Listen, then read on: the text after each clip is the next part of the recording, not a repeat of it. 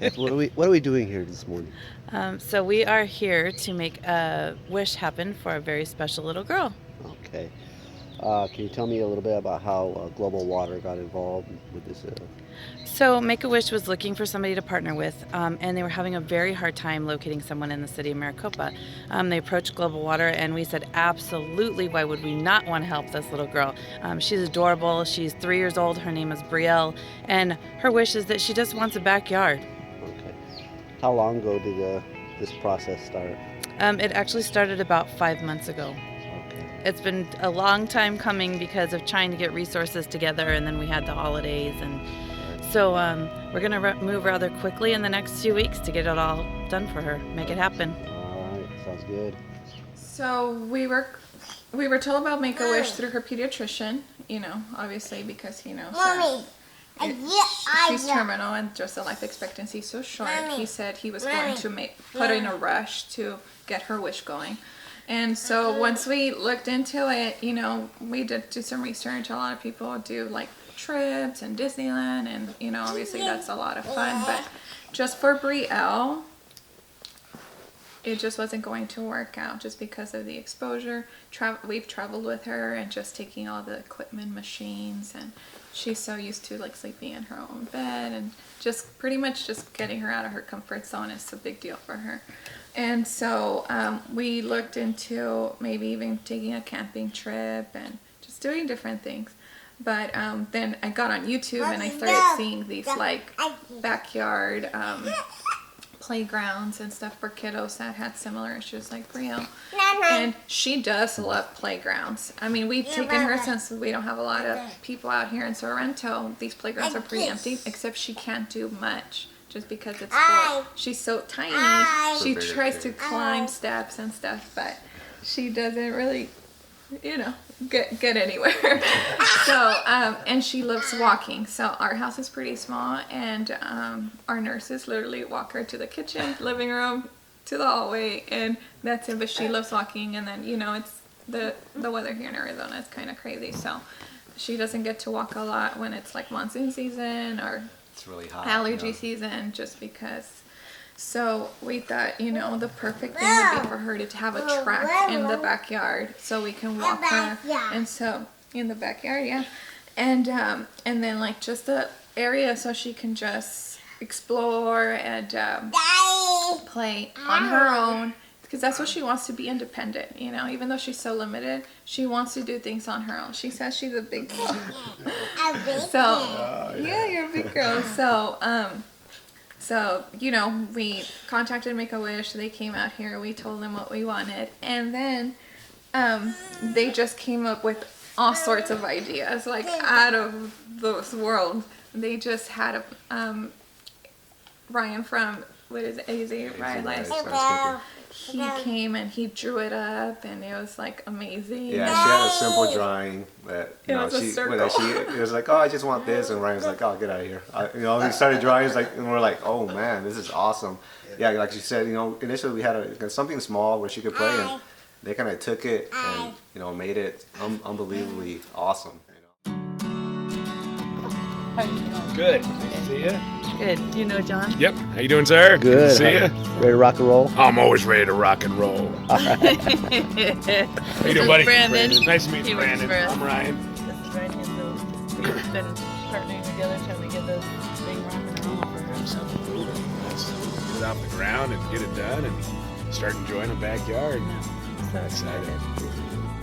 Now Lorena's like, where do I park? Got the whole force of Global Water here. We are going to scrape this backyard in like 15 minutes.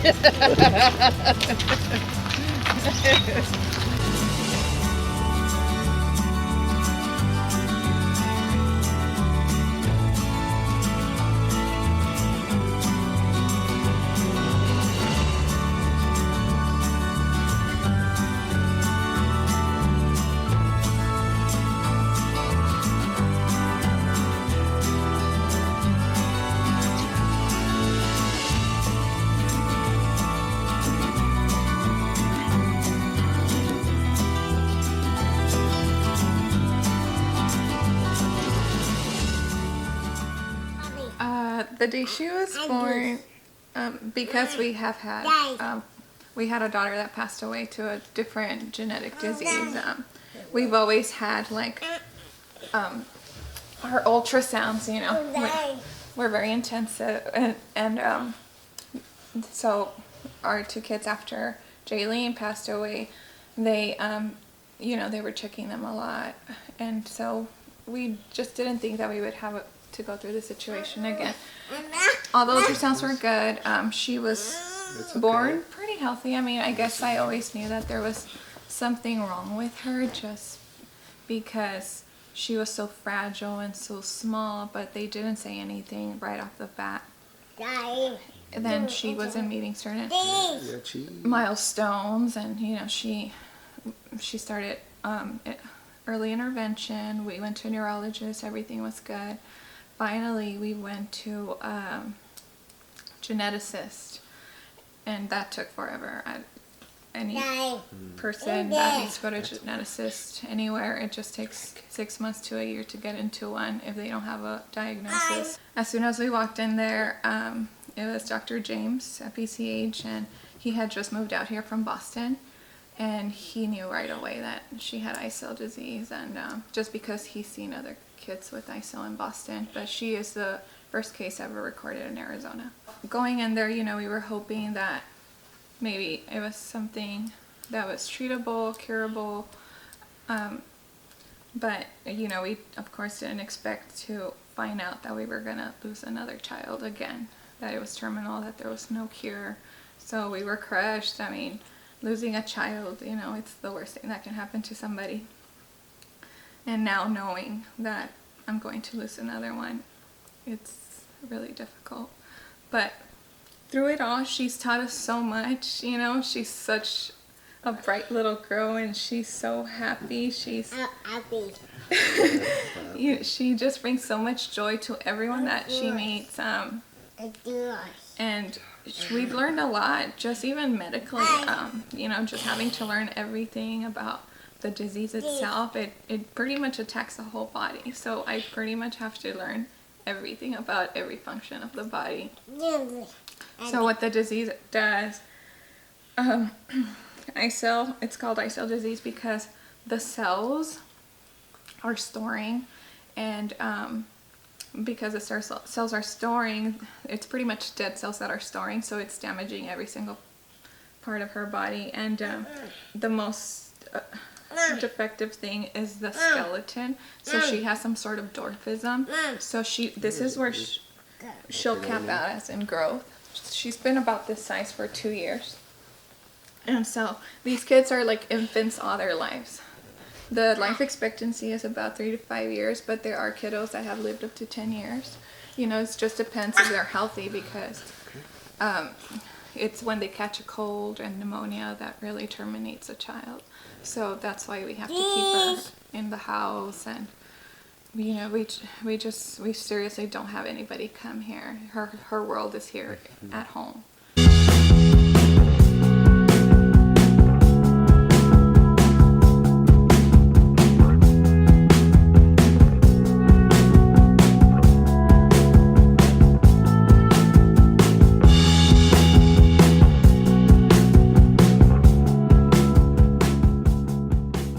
All right, Marco and Anna, your granddaughter is getting her wish. How do you feel about this community response? Oh, pretty good. Yeah? I'm feeling like she is very lucky. Yeah? Because I know how her life is, and I'm so happy because you're gonna make it happy. Talk to me about community's response, because you're kind of documenting the journey on Facebook too, and the people that are involved. So what have you guys felt? So we decided to do the blog. When I started the blog, it was like from the initial start, just because when I first found out about ISO, I went online researching, and I found other parents that had done blogs about ISO, and it's so rare that was my only way of knowing about this disease. I was like seriously stalking parents, just wanting to know everything. Yeah, we actually have a friend in San Diego now, she's the closest ISO parent to me. I went to her house, like I was like, hey, I need to know everything. I'm going to your house, like this weekend with my baby. And her daughter passed away in 2009. So just, you know, her seeing Brielle and then I was like, well, I want to do a blog too, because one day someone's going to read my blog and know about Brie, you know, so, and help parents. And just, to be honest, just like resources. It was a whole journey to like find out my resources for Brielle, how to get equipment, nursing, and a lot of people don't know how to go about it. So I wanted to document everything and just help people out. And then about Facebook, I was just getting all sorts of people trying to add me on my personal Facebook because our friends were watching videos and pictures of her. So they were sharing them, I guess. So just random people were trying to add me, and my sister said, hey, just create one for her. So we created her Facebook, and she's got over 700 followers, and maybe now she's gonna have more. Yeah, and so it's really cool because we have parents with ISO kids, you know, they lost their kids already, and then them just saying like, thank you so much for sharing these videos, it reminds me of my baby. And I get tons of messages like every day, like, please share more videos. Like, I have my hands full, but I try my best to just share stuff about her because I know it brings great joy to many people. So. And what are you guys looking forward to the most when we get the wish? Yeah. Just going out there, like, honestly, like, it's not even done, and we had lunch out there yesterday and just like watching everything. And she wanted to go for a walk right away as soon as the concrete was done, so we took her for a walk. The girls have been on their bikes and scooters, and just, it's a relief for me because I always have to be in here doing stuff, and just I need to open my window and I know that my kids are safe and they can push her around, and my nurses can go out there and push her on, and I have my eyes on her because I am a helicopter mom. So you know, and just for us to just enjoy the backyard, and it just opens up our world. Yeah, and just to add, to add to that, you know, just creating memories and experiences, because her life is going to be so short, you know, obviously, and we just, with whatever time we have, you know, with her, we want to make sure that we just build memories, experiences that we can remember for, you know, for the rest of our lives, and just cherish those special moments that obviously this wish is going to have for us.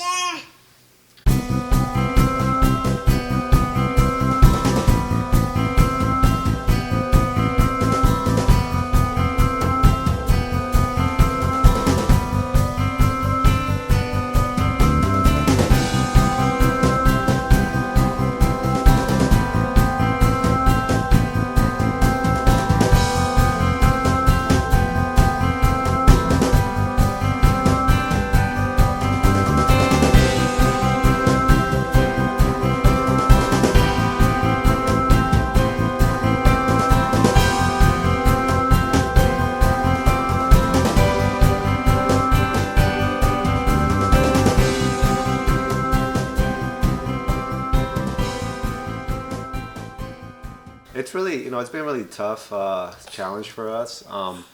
You know, my wife used to work before we found out about the diagnosis. She had a full-time job, where, you know, worked 40 hours a week.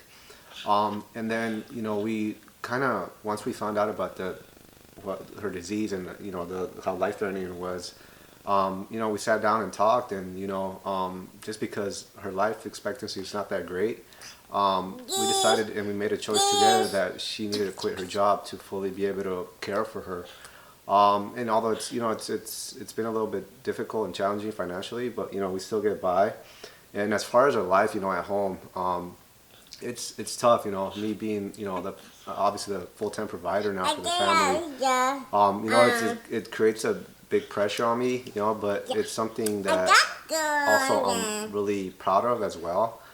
Just because, you know, I want to provide for them. I want to give them everything that they need.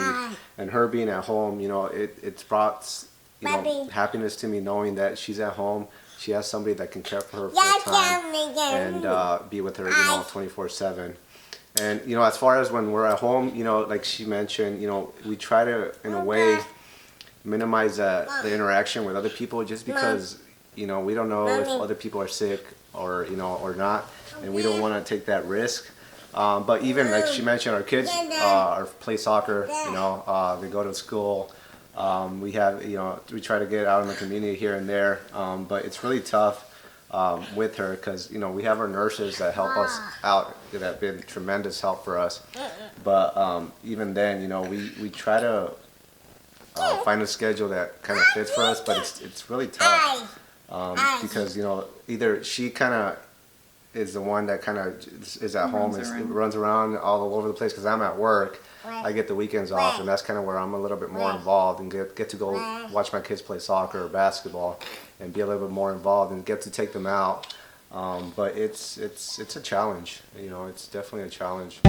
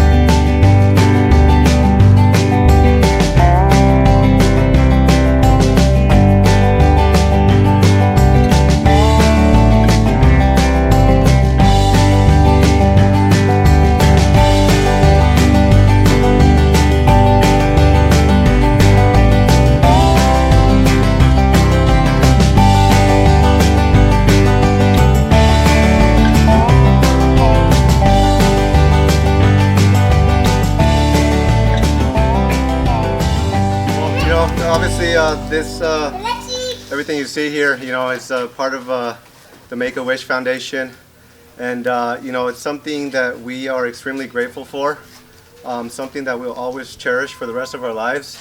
We don't know how long we're going to have with our daughter, whether it's 1, 2, 3, 4, 5 years, but from now on, it's going to be, every day is going to be special, just because of the work that the whole community put in. Starting from Make-A-Wish Foundation, Global Water, 83, many other volunteers I'm surely forgetting that put a lot of hard work into making this wish come true for Bree and our family. So for them, I'm going to be always extremely grateful for that. And I know there's no way I can ever repay that back to every single one of you. But from the bottom of my heart, I'm extremely grateful and thankful for you guys volunteering your time and helping this wish come true.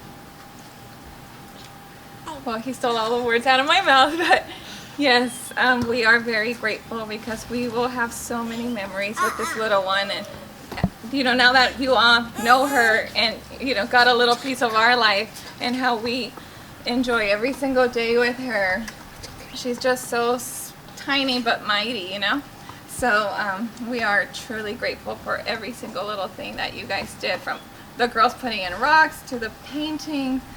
The guys coming in here at last minute, putting in everything in here, and of course, Make-A-Wish. Thank you so much for everything you've done.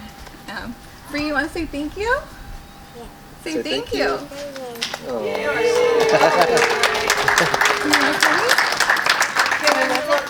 No, not yet. Thank you. Absolutely. So how are we gonna do this? Let's see if Bree can do it. You guys want to help her? Can you cut it, please? Rip it, girls. Rip it. Yay! Good job.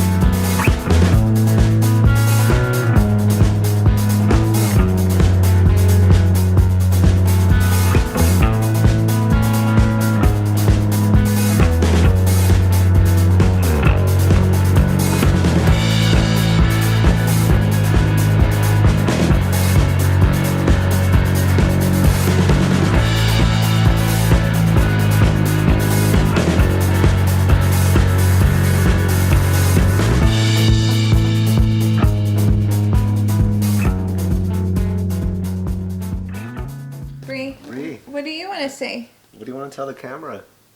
You want to say cheese? All right, let's say cheese. What do you want to say? You can talk now. Can you say thank you to everyone that helped you? Yeah. Say thank you for my wish. Sign thank you. Thank you. Say bye-bye. Bye-bye.